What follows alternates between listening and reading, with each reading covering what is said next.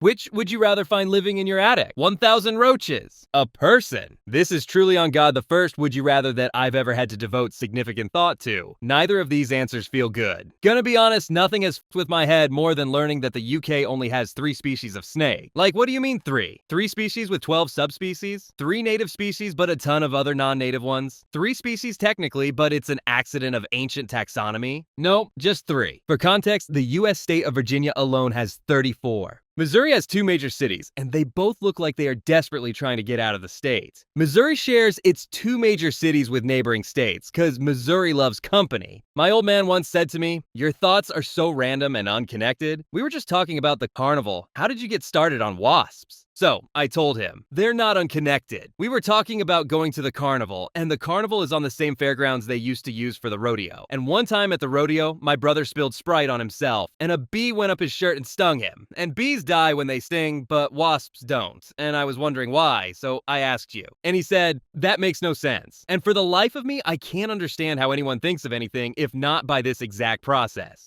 The Flat Earth Society bought a $20,000 super accurate laser gyroscope to prove the Earth doesn't rotate 15 degrees per hour, and they kept getting results that proved it does. So they kept altering the test to try and make it not drift 15 degrees, but it didn't work, so they just said, well, we still don't believe it, and we have other stuff that proves it, so whatever. I went to my doctor's office and asked if they had any slots open for that day. They told me they don't take walk-ins. You have to call ahead for an appointment. So I pulled out my phone and called the office. The other receptionist answered the phone, and the first one literally watched me say, "I'd like to make an appointment today if you have any slots available." He said to me on the phone all they had available was for 9 o'clock. Could I make it in time? I said, "Yep, I'm standing right here." He didn't understand what I meant and happily put my appointment down. I hung up and said to the original receptionist, "Hi, I have an appointment in 5 minutes. She very angrily entered me as arrived and gave me my forms. My dad PayPals me $20 every exam season for Red Bull and Snickers because he swears by a trick he used to do in college where he would chug a Red Bull and eat a Snickers in the exam hall before every single one of his exams, and he did well on all of them. Legitimately swears to this day that it works and makes me do it. The first time I tried it, I also knocked that exam out of the park. It would take 2 more years for either of us to figure out that we both had low blood pressure, and what all that caffeine and sugar was making us experience was known as normal blood pressure, allowing us to concentrate better. My dad still swears that it was the Red Bull and Snickers, and not the medical equivalent of using the wrong equation and getting the right answer. Do you ever wonder how many stories have been told about you? I don't mean rumors or gossip. A story like, one time I was at the mall and this girl dropped her hot dog, but she picked it up and ate it. What if I'm that girl? How many times have people seen me do something I thought no one saw and is now being used as an icebreaker at a family dinner?